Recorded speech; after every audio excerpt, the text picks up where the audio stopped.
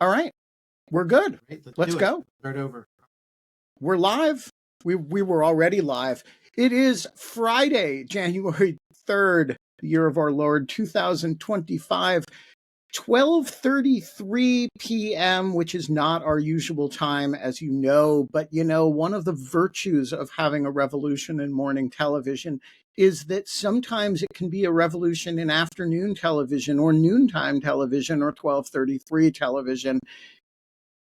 You're watching Dogshirt TV.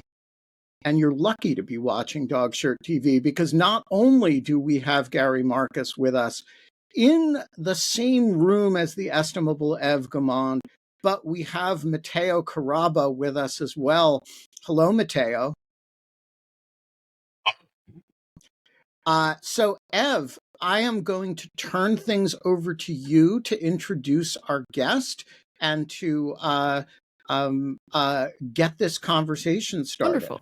So thanks for allowing us to have this conversation. Gary Marcus is a somewhat hard person to describe. He's a computer scientist, a neuropsychologist, a now policy guy.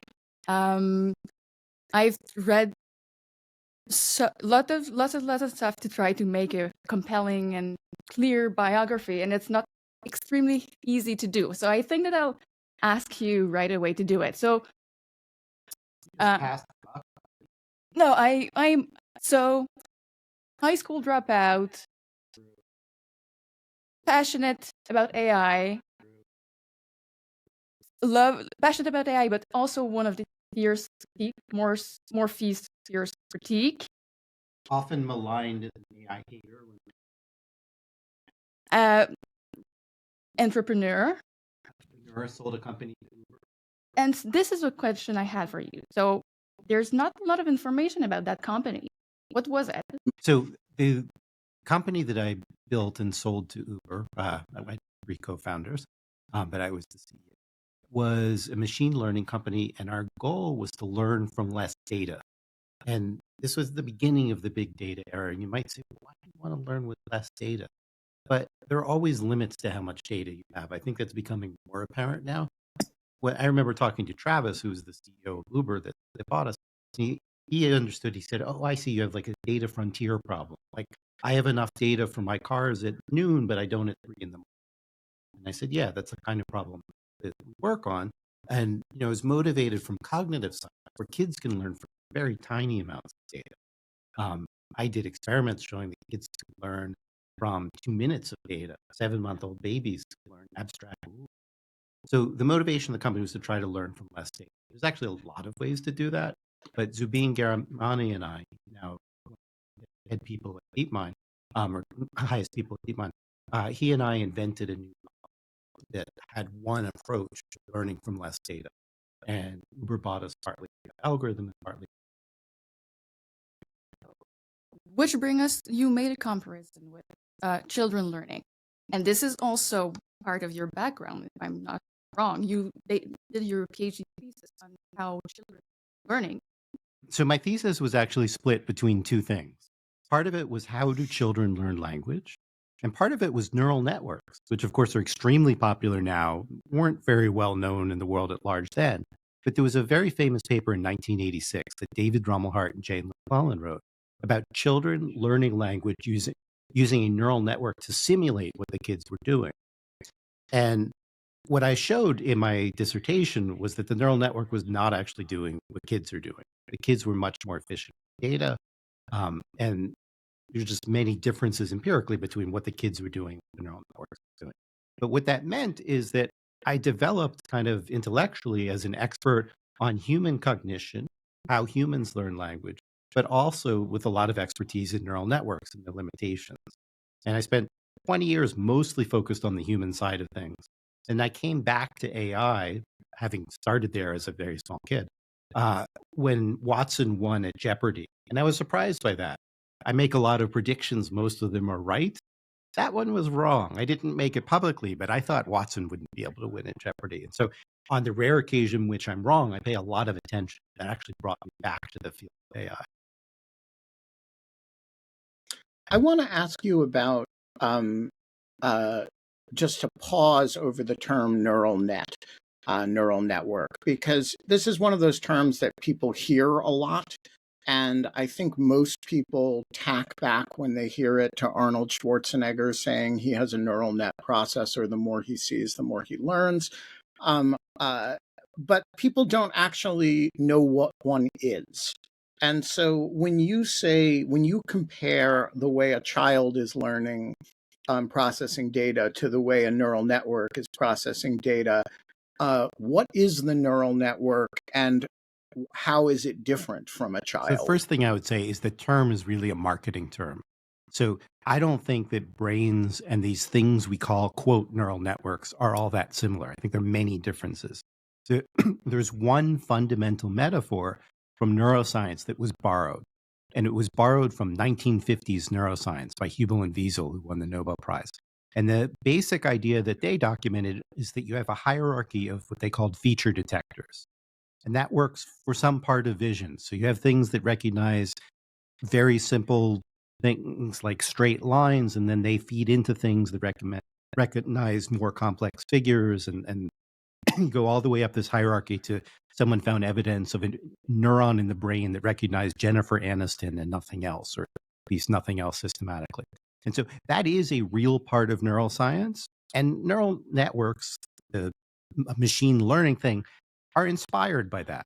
But they're also very different from real brains. So they're kind of an idealization of one aspect of brains, which is this hierarchy of feature detectors.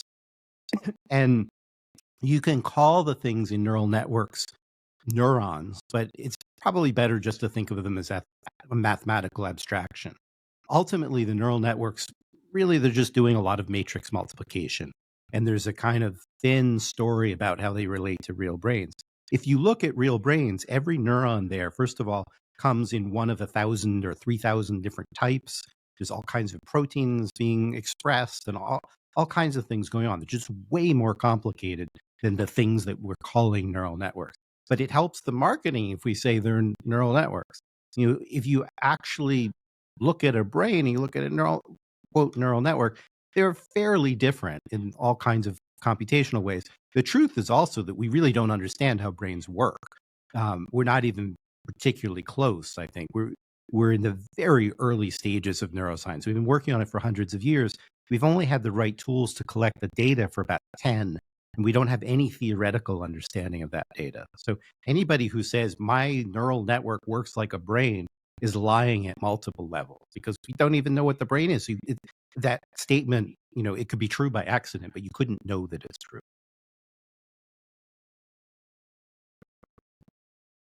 So, which bring us to a claim that, like, AI successes are made of a lot of hype, a lot of propaganda, if you might call it like this, or marketing. Um, i- is it the biggest success of AI? Is it really the technical prowess, or is it the marketing game around it? Before I answer that question, I need to insert something, which is AI is a big field. It's an old field, not not as old as biology or chemistry, but it's been around since the 1950s. People were thinking about it before. There's actually a lot of different aspects of AI. Some of them aren't particularly overhyped. We just take them for granted. I'll give you a couple. The navigation system that my Uber driver used to get me here, that's AI. You know, it figures the shortest path between 2 points. It's a very traditional AI algorithm. Nobody overhypes it. Maybe they did 10 years ago when nav systems first came out. Now we just take it for granted. And it's a form of AI that doesn't have any particular risks associated with it. There were a couple problems, small problems at the beginning, but basically, you know, people know how to use it now. They know how to build it. Web search is also a form of AI. It doesn't anymore get that much hype. We just take it for granted. It has some risks associated with it. So, for example, what Google's algorithm does can affect an election and things like that. The AI that's getting massively hyped right now is generative AI. That's the kind of AI I like least, to be honest. So, GPS systems, for example, are very tractable, they're very interpretable. You look inside the box, you know, what computations it's doing at any given, right? Um, Web search is also a form of AI. That's the kind of AI I like least, to be honest. So, GPS systems, for example, are very tractable, they're very interpretable. You look inside the box, you know what computations it's doing at any given. Right? Um, Web search is also a form of AI. That's the kind of AI I like least, to be honest. So, with generative AI, we don't really know what's going on, right? We have these giant black boxes with trillions of parameters, billions of parameters. If it makes a wrong decision, we don't really know why. If it makes a wrong decision, the only way we can kind of debug it is not by following the logic of the code, but by just gathering more training data and hoping for the best. It's not deterministic. Like, I understand the kind of answer that I'm going to get out of a GPS system. With a generative AI system, I never know what I'm going to get. Even on an arithmetic problem, it might be right on some days and not on others. So I would say it's technically inadequate. And, it's not anywhere near as reliable as a calculator or something like that. And it's also morally inadequate. So, for example, it's built on the back of stolen labor, basically, with all the copyright things that are taken and, copyrighted materials that are trained on. There are huge problems with bias, etc. So I don't particularly like that form of AI.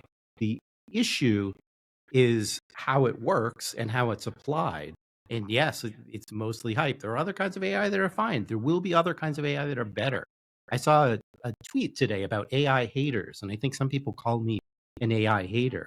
I'm not an AI hater. I love AI. I've worked on it for a large fraction of my life. I just don't like this particular AI, and especially not the way that it's wildly overhyped. And the main problem with this generative AI thing, is it that it lacks interpretability, or is it more that it is not reliable? If it was working properly, would It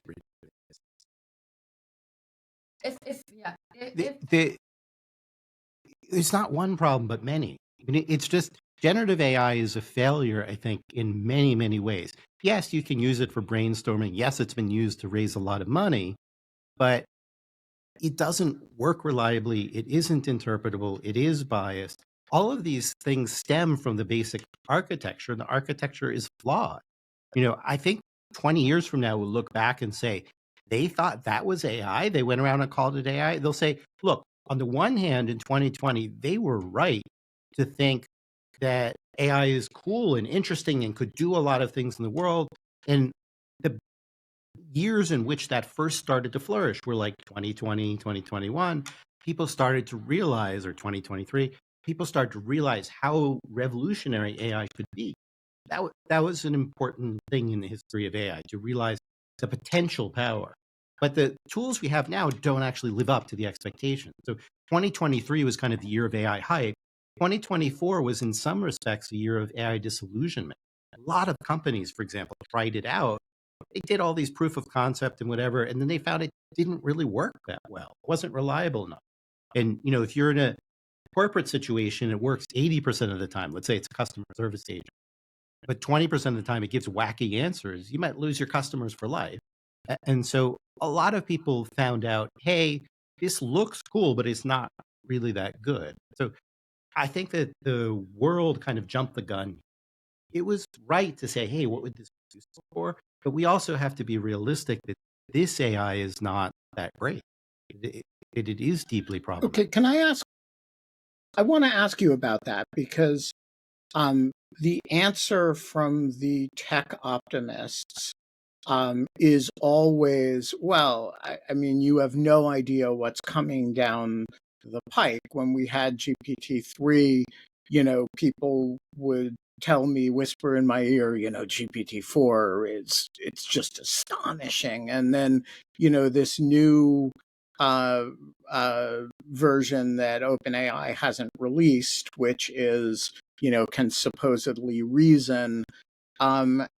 You make the point in your recent Substack column that, actually the process has gotten very incremental over GPT-4.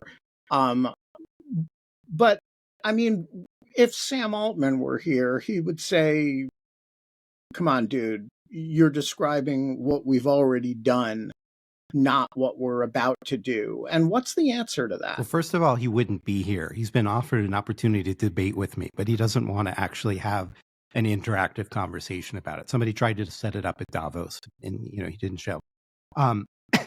What I would say Well, Dogshirt TV is always available if Sam Altman wants to join and have a discussion with Gary Marcus. I will sit here in my hammock popping popcorn. Fox TV has offered the same. There's no shortage of wonderful venues in which to do this. I don't think he wants to have that interactive debate. The reality is what he's doing is making the kind of foolish argument about exponentials that I call the 10,000 baby problem. 10,000 pound baby problem, in honor of a wonderful tweet that captured this on Twitter. I'm sorry, I can't remember the guy's name, but he showed a picture of himself with a baby, very, very small. And then he says, look at me a month later, and my baby is, doubled in weight. So I project that by the time he's 18 years old, he's going to weigh 10,000 pounds. Of course, the guy was being facetious, mocking naive extrapolation about exponentials. But that's all Sam is doing, is naive extrapolation about exponentials. He's not, in fact, made specific predictions about particular things. The whole community for a while took these, quote, scaling laws that were invented in his shop very seriously, but they've ceased to work. So I wrote in 2022, I said, these laws are not laws like gravity or something like that. They don't hold throughout the universe indefinitely. These are things that have held for a certain period of time. They're not going to continue. Same with the doubling of the baby. And I said, look, they're not going to solve the following set of problems: hallucinations, problems with factuality, problems with reasoning, problems with abstraction. So here we are 2+ years later, 2.5 years later, and 2 years later since that essay, and none of those problems have been solved. There was one more big increase. We got to GPT-4, and then people have been stuck. The reports from the labs are those laws aren't predictive anymore. So a lot of money was spent thinking that these were real mathematical laws, that you could plug numbers into them and predict how well your system would work. And that actually worked for a little while, but it has ceased to work. That's from the reports that have come out from multiple companies, leaked from OpenAI and other places in the last couple of months. They're just not working anymore. And the problems that I said, the qualitative problems, I said, this is what you are stuck on and will remain stuck on. That's held true. So anything more, I think, at this point is mysticism. Like, show me that it actually works. If you want, we can go into details about O3, the most recent model that they presented. But to my eyes, it's all just kind of mysticism.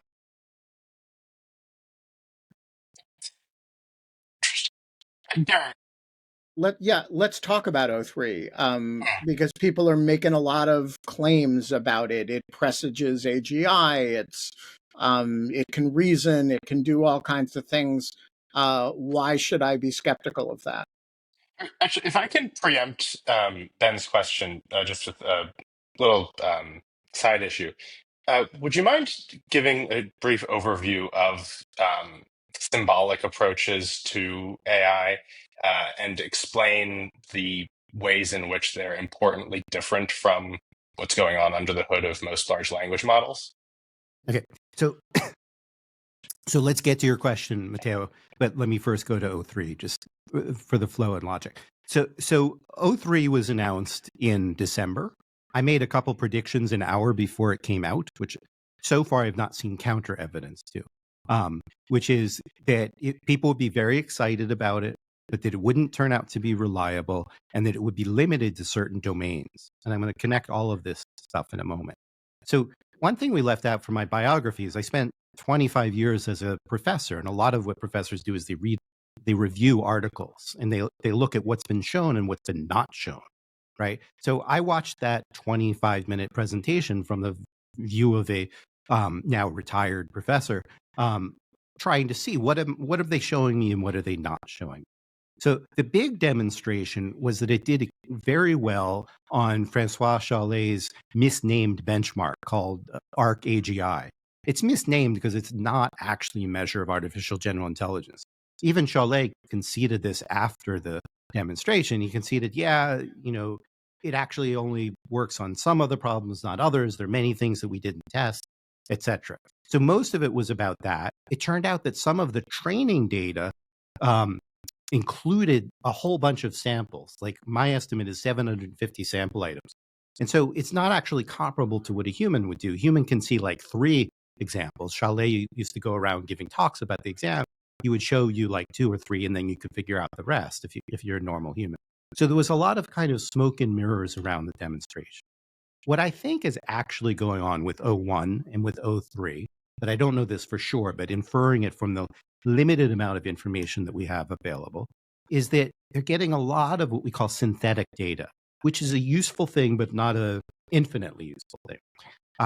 So synthetic data means you can't find any natural data in the world about your topic, or you found as much as you can, and you make up more data. So for example, if you know you're going to be tested on Math Olympiad problems, you can make up some Math Olympiad style problems and train your system on it. Somebody just showed in a paper that just came out a day or two ago that O1, the predecessor to O3, if you just made small variations to the problems, performance would drop 30%. Well, what does that tell me? It tells me there's a lot of memorization going on. There's some kind of analogy to those memorized examples, but not real abstraction. I expect that O3 will be the same. What I wanted to see in that 25-minute presentation was some demonstration of what we call distribution shift, being trained on one set of problems and then moving beyond those to another set of problems. This is something I've been harping on for 27 years. It is what I think is the core problem in AI, is that these neural network techniques are not very good at generalizing beyond their data. My infant experiments that I did on human infants in 1999, published in Science, were actually showing that infants could deal with what we call distribution shift. We didn't call it them, but that's basically what those experiments were doing. I haven't seen that from any generative AI, and I didn't see it in the presentation of O3. What I saw is they did well in math and programming problems where I'm guessing, though this is still a guess, they did a lot of pre-training around those. What we see in the blog about O1 from OpenAI is that it works well in some domains and not others. So let's compare for a second. GPT-3 was better than GPT-2 in essentially every way. One or two minor exceptions. GPT-4 was better than GPT-3 in every possible way. O1 is not better than GPT-4 in every possible way. And I'm almost certain that O3 is also not better than GPT-4 in any other way. If it had been, they would have called it GPT-5.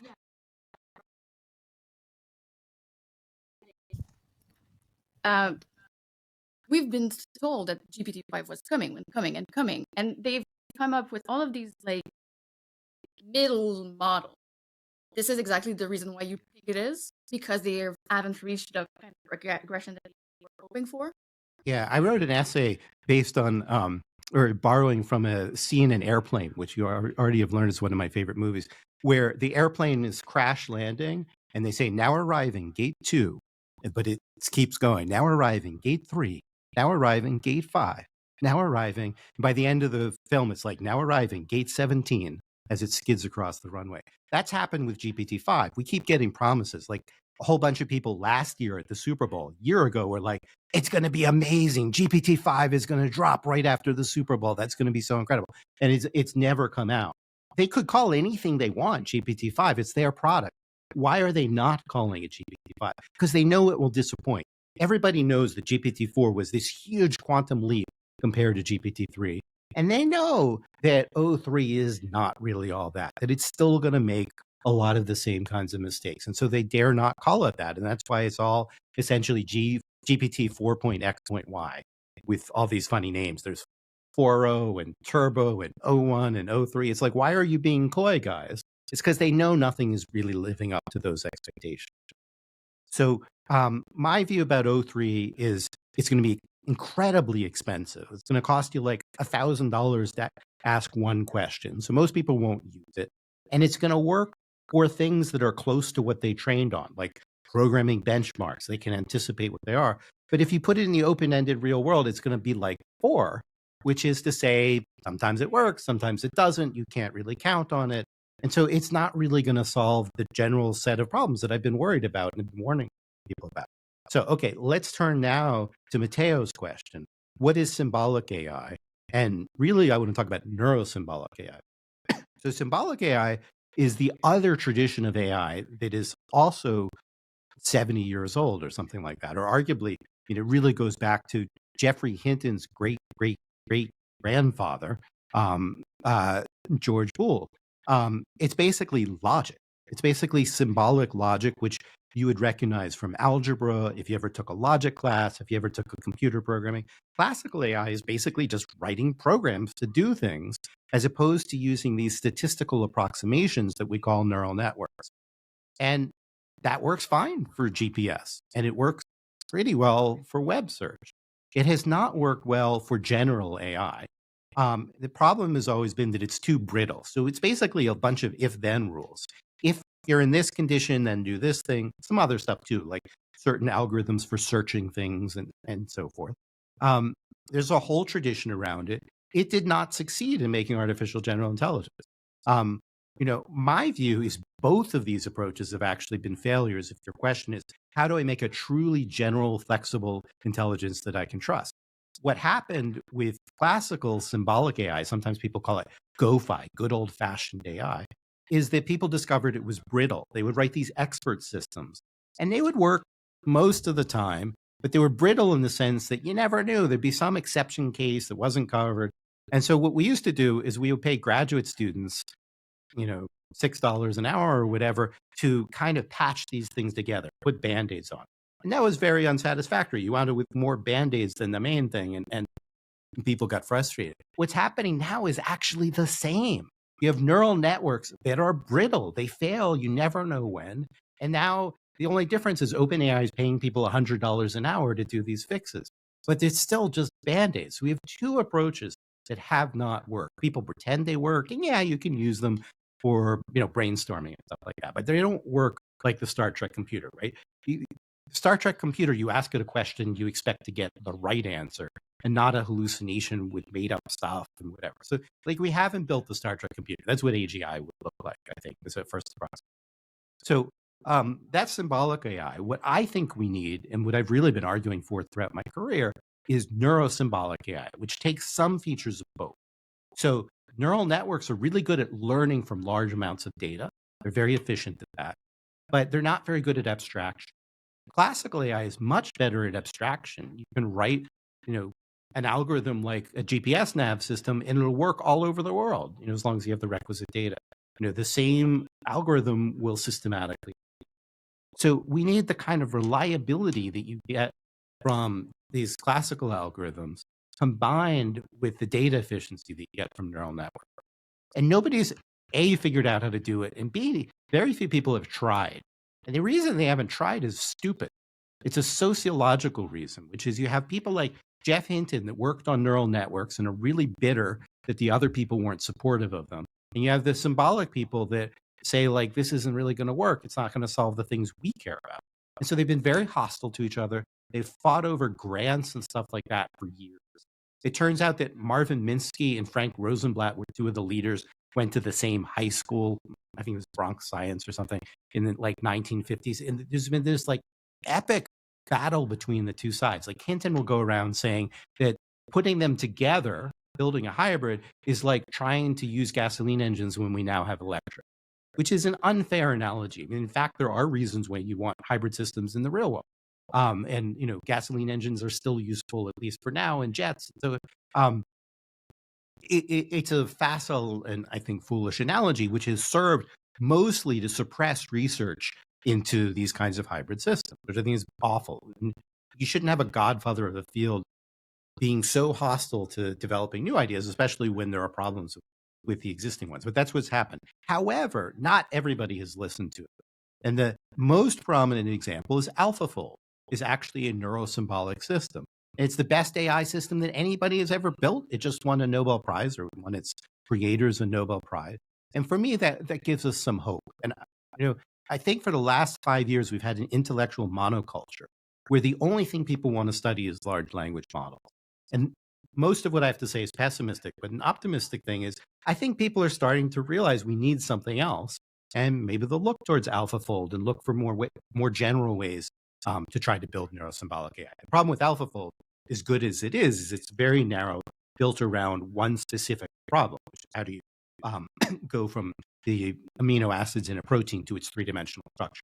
That's all it does. It doesn't also, play chess or do your taxes or anything else.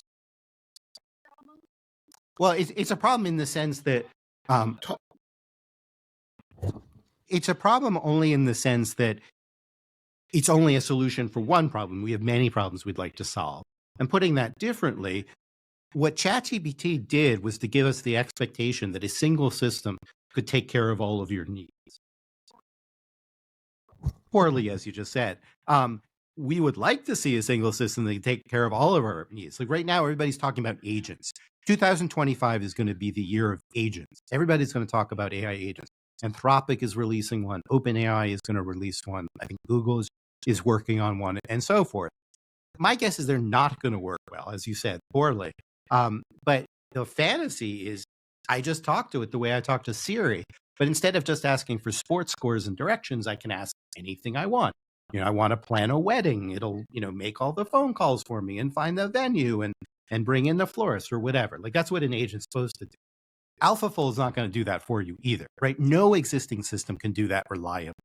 My speculation, my conjecture, is that when we can get a system that is that flexible and that reliable, it will be neurosymbolic in nature. It will have to be a hybrid system. But there's nothing on the shelf that's going to do that, this year or next year well. Same thing, by the way, if you want a domestic robot. Like Rosie the robot is an agent, right? She or it is an entity that can go around, you give it a task, or give her a task, and she goes and does it. Like, go take care of the kids for the afternoon. She figures out what that would consist of. I mean, think about, if you're a parent, how amazing that would be if you actually had a reliable babysitter that could, take care of your kids, do all this stuff. That'd be great, especially if, the price is right. But to do that, we need much more sophisticated AI than we have right now. So Elon Musk will show you these demos of teleoperated robots. If you've got a kid with a joystick and a microphone, you could do amazing things with they're not really robots. I don't call them that, but with these humanoid motorized things. The real question is how you would get a system like that to work autonomously without the kid off stage with the joystick. That would be amazing.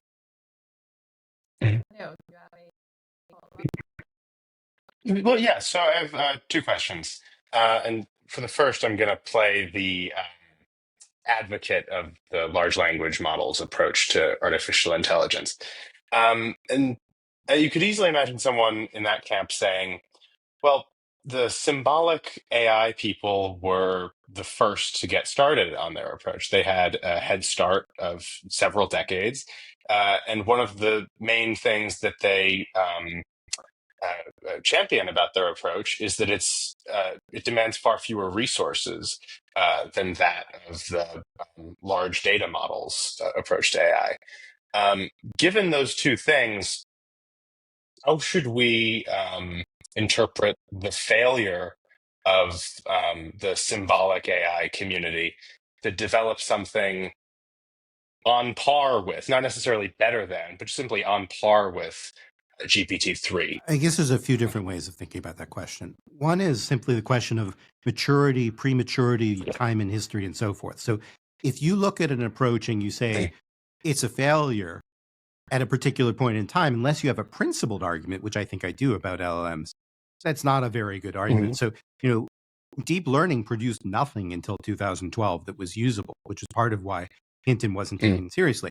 It awaited two things, really, in order to work. There were two enabling conditions. One was GPUs, clusters of GPUs, because it was just too slow running on classical computers.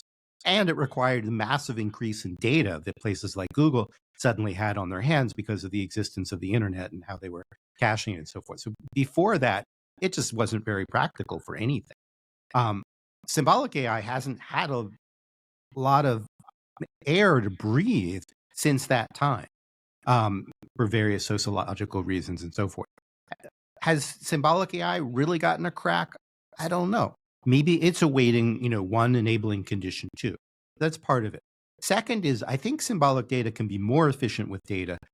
Symbolic approaches can be more efficient with data. But if you're talking about something fully domain general, you need a lot of systematic knowledge of the world in machine interpretable form. There's only been one serious effort at that, and that was Cyc.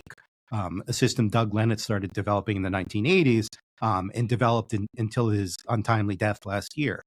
His last article was actually with me on Archive. You can read it, Lenat and Marcus, on kind of integrating what he's done with the neural network tradition. I would say that it failed for a few different reasons. One of them, it was simply built too soon. It was built in the 1980s. Its architecture was decided in the 1980s. And we didn't know much about the statistical analysis of data then, about distributions and stuff. So it's just pure symbolic rules for the most part. And that's probably not the right way to go. It doesn't have enough way of representing probabilistic knowledge, distribution of knowledge. So it was built too soon. You could do a better job if you had the kind of resources he had available. The whole thing was probably built for $100 million, which is like one training run now. We could rebuild it if someone was willing to spend the $100 million or 200 or something like that. But nobody has, I think, because of kind of blind spots and sociological pressure. But I don't think that approach has really been given anywhere near the oxygen of the LLM. So you're comparing LLMs that have been funded for $250 billion with symbolic AI that's maybe gotten $250 million, a thousandth of the total funding and mind share and so forth. So it's not entirely a fair fight. And the last thing I would say is I don't expect pure symbolic AI to win at all. I expect it to be neurosymbolic AI. DeepMind has probably spent, I don't know, $500 million on it. And they got one really good, hit it out of the park product, which is AlphaFold. They also got AlphaProof and AlphaGeometry, which are pretty impressive. And so I don't think that the return on dollars invested has been all that bad for neurosymbolic AI. I think it's just been, orders of magnitude less money have gone into it. So I want to ask you about where this is going, assuming no check, no course correction. What you're describing sounds to me like a classic bubble. Or not a classic bubble, because there is some inherent value here. GPT-4 can actually do all kinds of things. It can put all kinds of people out of work or change the nature of their work. It's not without value. As you say, it has brainstorming potential. It already affects people's workflows. That said, the promise is dramatically in excess of current capability. And the result, when you have enormous amounts of money invested in something whose promise is exceeding its likely value, is that at some point you have a significant correction or crash. And so my question is, if last year was the year of AI disappointment and some degree of AI stagnation, is this the year or next year, or that a whole lot of the money that's gone into this evaporates, or is this a vacuum cleaner with a lot more capacity? I think it's an excellent question. I've written about it a bunch, starting, I think, with a essay called "Could Generative AI Turn Out to Be a Dud?" that I wrote a year and a half ago. My view is it will turn out to be a dud in exactly the sense you described, which is it won't disappear. People will still use it, but the economics don't make any sense. And they actually don't make sense for a lot of reasons. One is, on a technical side, it's just not going to improve as much as people thought. Another is that everybody is converging on essentially the same model. So like 10 different companies. And also, China is in the race now and so forth. They're all converging on models that are, let's say, a little better than GPT-4, but not what we expected of GPT-5. So they become a commodity, right? And there's already price wars on. That's what happens when you have a commodity. And so you have companies like OpenAI is valued at 157 or something like that $billion, and they're losing money, even by their own projections, which we assume are, optimistic as they could possibly manage to say with a straight face, don't have them making money until 2029. And one wonders how much they're taking into account, for example, the fact that China just opened, this happened after their estimate, but China just open sourced, a competitive model that costs less to run and so forth. So these things are going to become commodities. They won't disappear, but the valuations don't make sense. Probably $1 trillion of Microsoft's value is because of expectation around AI. They're having a lot of trouble getting people to use Copilot outside of programming. Inside programming, it's a very useful tool, but like they said, like you can use it for your PowerPoint slides, and people try that and they're like, yeah, it's not that great. And so, it's not clear that Microsoft can earn out the $1 trillion in added valuation that's been there for perceived potential and so forth. So yes, I think we might well see a financial crash. I don't know exactly when. There's the famous saying, the market can remain irrational longer than you can remain solvent. So it's always dangerous to short something. I think Tesla is overvalued, but it keeps going and going. Like, the stock doubled in the last few months, even though sales have declined. It doesn't entirely make sense to me. I think it's mostly because people. Oh, that makes a lot of sense. The valuation is based on his proximity to power. Even so, I understand that that's the component to it, right? But I think it was already overvalued. And even with proximity to power, that's not going to make the driverless cars magically reliable across a lot of environments. China is still going to be competing with them and so forth. So, not everything that I see in the market seems to be rational. My guess is we will see a crash. I don't know if it will be in 2025, if it'll be 2026, but the economics just don't make sense. I mean, nobody's going to pay for or I won't say nobody. Few people will pay for O3 if it costs $1,000 a query. And O1 has already been replicated, so other people can already build it. Facebook, I think, sees OpenAI is cutting into their markets, and Facebook is giving away or Meta, is giving away their product for free. So you have all kinds of people that are trying to undercut OpenAI, and there's no technical moat. There's no thing OpenAI can say, we can do this and nobody else can, at least not for, many months. Like O3, I'm willing to bet someone will build a public, open source version that's a lot like O3 within, let's say, 6 months. And so if OpenAI is always 6 months ahead, they're perceived as kind of losing people and being in turmoil. More and more companies are going to be like, well, we should hedge our bets. We'll also use whatever AWS offers. We'll use whatever Google offers.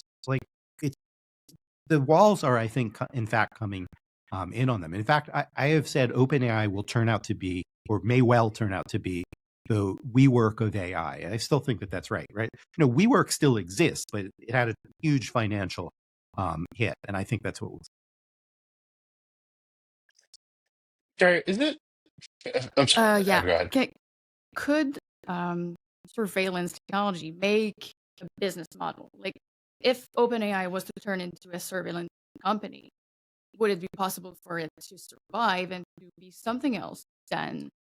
Yeah, and this is something I've argued, in fact, for the last several months, is that might be their only move. So the original plan, I think, was everybody was going to use it for web search. That's not really working because it hallucinates, can't know where the sources are and stuff like that. So search is not really working. They have some customers, but it's not a big thing. Another original plan was that they were going to sell this as this kind of magic genie in a box to every Fortune 500 company. Every Fortune 500 company nibbled. They all tried it, but most of them are like, we're optimistic, blah, blah, blah, which is to say we tried it and it doesn't really work yet. Maybe someday. So that's kind of, I think, off the table economically, also because of all the problems about lack of mode and competitors and so forth. So anybody can do that. So that's not going to work. What they do have that's of value is people have poured their heart out. Companies and individuals have poured their heart out into GPT-3. And so they have a lot of private data and they can sell it. Now, I will say that about 4 months ago, I started saying, hey, they're going to be forced to turn to surveillance. And I made a good argument for it. But there was something else beyond that, so that I didn't see. So what I saw is they have all this data. They bought a share in a webcam company. They put Nakasone, who used to be on the NSA, on their board. I think I was kind of right about that. But the other thing that's going on is they're starting to make military contracts. So a year ago, they said they won't make military contracts. It was like, yeah, Microsoft might use this for military contracts, but we're not doing that. And now they are in a formal agreement with Anduril, which does, I think, surveillance and weapon planning and various other things. I'm not sure about the surveillance per se, but indirectly. And so they're doing military stuff. Surveillance is probably going to be part of that, my guess. So they have a shot. They have a shot at getting big government contracts. There are some idiosyncratic things might really hurt them, right? So Elon having the ear of Trump and hating OpenAI may, impair that to some degree. So I don't often feel sorry for Sam Altman and OpenAI, but in this one case, like, they may not get a fair shot at the contracts. see how that all plays out. It's very difficult. I want to ask you about um, one use case that it seems to me they are very well positioned to take over. So if you can make a script in the style of Matteo Carrabba, right? A script in the style of Matteo Carrabba with a few prompts as to content. And if you can compose music in a highly derivative style, and you can make video clips, up to 10 or 15 seconds long, you are in a position to generate a huge amount of cheap pop culture that is all derivative of each other anyway. There are relatively few. I mean, we had a discussion of Hallmark Christmas movies on the show the other day. These are entirely derivative to the point that they have known elements, right? And so why isn't the major use case for OpenAI the production of pop culture? Everything from cheap dime store novels to, feature films, anything that doesn't involve original thought, but does involve, it seems to me you can create all the components of that out, and it doesn't matter if it hallucinates because it's not trying to deal with truth anyway. I think it's an interesting question. My view is that most pop culture doesn't make money. And it's only, it's a very long tail. Taylor Swift makes most of the money, right? She had 60% of the Spotify plays at one point last year.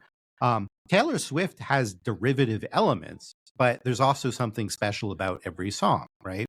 I don't know that you can make stuff that's going to break out with these tools because they're almost entirely derivative, right? The mix in, let's say, music, for example, is usually some novel, some familiar. That's both true within a song and relative to the history of the genre and so forth. Same thing, even with those Hallmark movies, and they are the worst, right? I've actually seen a write-up of the Hallmark movies and how formulaic the plot is. But even those probably have, a little bit of a twist and so forth. And a little bit of a twist is not so easy. I'd like to drill down, by the way, into the individual domains because I think that they differ from one another. But the general problem is you can make a lot of derivative content. Most people won't watch it. There is a purpose, let me insert a parenthetical, that you can put that stuff to, which is having a terrible negative consequence. So you can make a lot of bad content just in order to get clicks on the web. So you can make machines. They don't make, Taylor Swift money, but they make a little money every day. So the first case that I noted was a couple of years ago. Somebody put a set of websites out, I think using generative AI, of I'm blanking on her name. She was a co-host of Jeopardy for a little while. Mayim Bialik. Of Mayim Bialik allegedly selling CBD gummies. She wasn't actually. It was a hoax. But people would go to those sites. They'd be curious. Why is this Orthodox Jew selling CBD gummies? Famous actress selling CBD gummies. She wasn't. But they would go there. They would click, and they would click to another site that also claimed it was true. They'd start to believe it. And so that kind of like lowbrow, deceitful content, it's not meant to get like 1 billion views. That is very easily made by these tools. And what's happening is the internet is degrading in quality. So if you search for a girl with pearl earring, half the pictures that you see are not the famous painting, but instead are like knockoffs and commentaries, just garbage. And so the quality of the internet is going down. I don't know if there's a really good study of it, but it's pretty clear. If you just do a search on almost anything, a lot of it is that kind of derivative content, and it is being monetized. It's not, any one site is not making an enormous amount of money, but that is happening. OpenAI is getting a cut from it. In fact, the first big generative AI company, which I think is not doing so well now, was Jasper. And that's basically what I think it was used for. That was never completely clear. But it seems like it was used to write websites, like blogs, in order to advertise content. Let me come to the movies now. The movies, I think there's a real application of tools like Sora, but it's more limited than Tyler Perry probably imagined. So it does make 10-second clips that are watchable. Sometimes the physics is not right if you look at them carefully. But they have a lot of trouble with. And it's remarkably easy, as Ev can tell you, to get them to make grotesque anti-Semitic content. All kinds of grotesque content, probably. They're not very well controllable if you want very specific details, right? If you want, 4 of something and you want this one lit in this way and this one lit in that way, which a feature film producer would want, it's not very good. Feature film producers are going to get really tired of it really fast and say, I'm an artist. I want creative control. And this is like playing a slot machine. I actually heard one person say that. This is a slot machine AI. I think it was Bilal Sidhu coined that. You pull the thing and sometimes you get what you want and sometimes you don't. That's not a very satisfactory way of making a movie. I'm sure some people will actually do it, but most auteurs are going to go nuts with it. On the other hand, if you're a rock band and you want to make a video, and these are notoriously full of jump cuts that don't make any sense anyway, it's brilliant for that. So there will be uses of it. I don't know that they're going to be making a lot of money for OpenAI because it costs a lot to run. But if it's cheap enough, then people will use it for those kinds of things that are stream of consciousness, full of a lot of cuts, and you don't need the continuity. Once you need continuity, the same character across many scenes, but wearing different wardrobes and stuff like that, and the tools are not really what you need.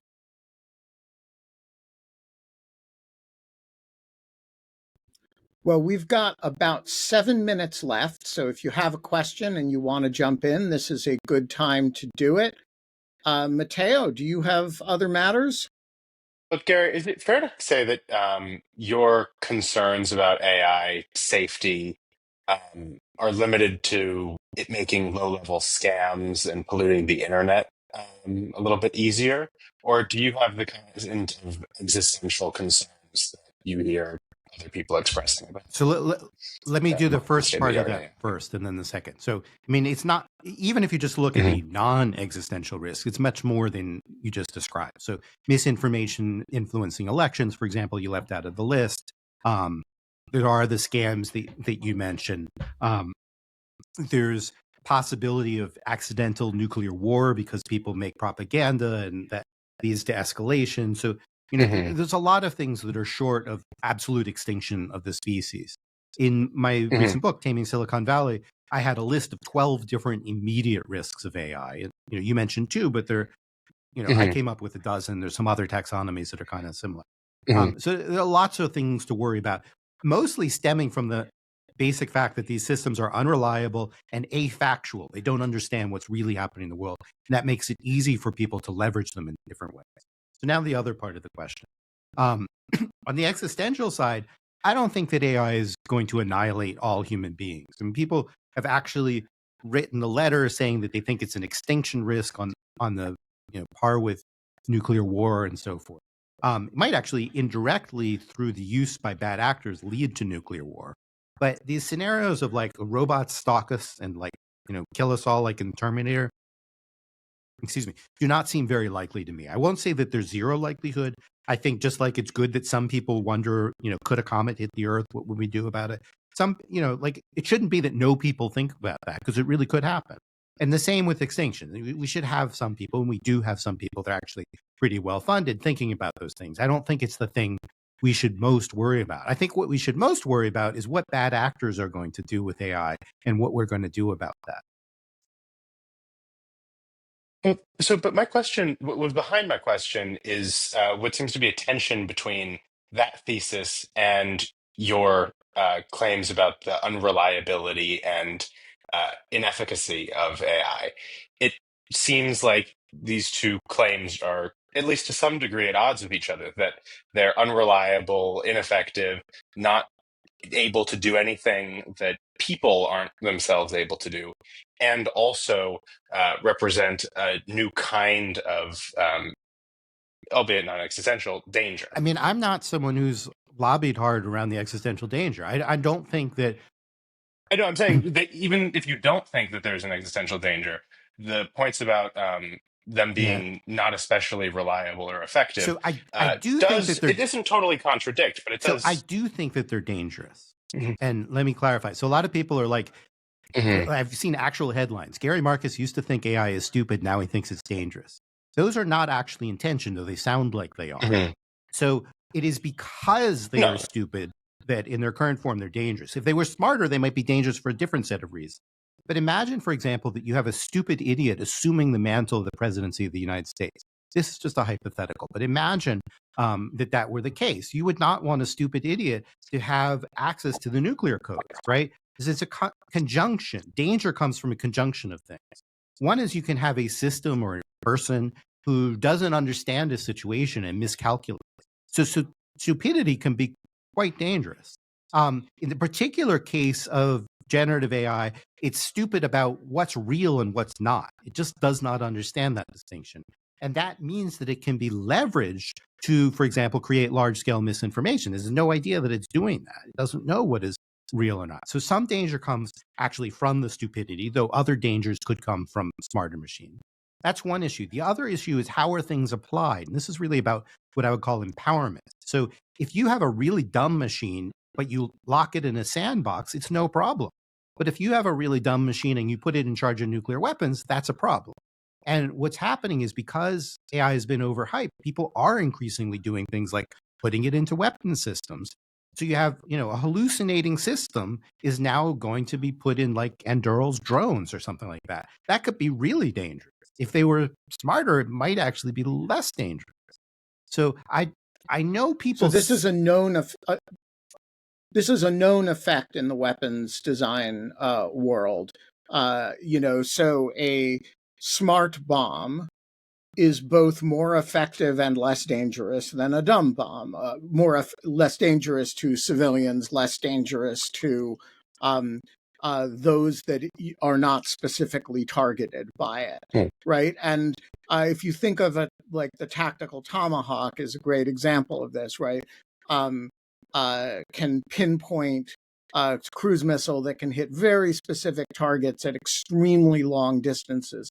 A Tomahawk that doesn't work well, that the guidance system isn't pristine, is an extremely dangerous thing and also a not very useful thing. And so, the more refined the application of any system that is supposed to mimic intelligence, either in a general sense or in a highly task-specific sense, A, the less useful it is, and B, the more dangerous it is to have, flying around the skies. There's probably This is also a point that home cooks are familiar with, as you're much more likely to cut yourself with a dull knife. Right. And so there's kind of an uncanny valley probably too, which is like, if you have AI that seems like it's smart, you over attribute intelligence to it and you think, well, it would never do that dumb thing. Or you don't even think about the dumb things that it might do that, are so weird relative to humans. Like Teslas, for example, have repeatedly run into stopped vehicles on highways, stopped emergency vehicles, ambulances, fire trucks, etc. Like you wouldn't in advance even think that could be an issue, but it's like smart enough, to be dangerous, right? But dumb enough to be dangerous, somewhere in between. And so there is this really, I think, unsafe middle ground. Like everybody knows that a machine gun can be dangerous. You shouldn't just leave it around, even though it's not very smart. But you wonder about the application. Then you have these things where people are going to think, well, I can just use this as a weapon system. It works on its own, but it actually thinks differently from people and is going to do cockamamie things. We are going to leave it there. Gary Marcus, thanks so much for joining us today. It was great to meet you. I've enjoyed your stuff. Thanks for having me. And thank you all. You want to hold we that will up? be back on Monday. I have no idea. There's a Vanna White moment. Yeah. So The I promised book Gary is that we would Taming be talking about Silicon this book. So I'm gonna be the Price is Right hostess and show it. Taming Silicon Valley. It does an excellent job at both describing 12 major problems of AI. So Matteo, you were speaking about disinformation, but we have really, as you mentioned, 12 great example of threats. And then we have also 12 or 13 solutions, policy options that we should be implementing. So it's one of the rare books that really does the analysis in a structured way, instead of like throwing multiple ideas without necessarily mapping them together. So once again, Taming Silicon Valley, buy it. More importantly, read it. We will be back on Monday. No idea who the guest is going to be. No idea who the hosts are going to be. But I'll be there, 8 o'clock in the morning. Join me. Cheers.